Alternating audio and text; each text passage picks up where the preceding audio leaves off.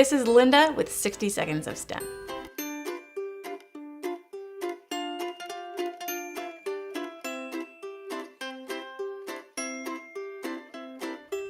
Today we're going to talk about Dash from Wonder Workshop.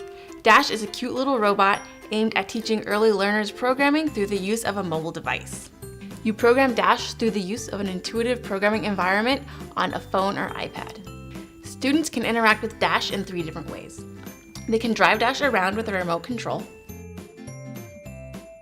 They can use the scroll quest to learn about different programming concepts.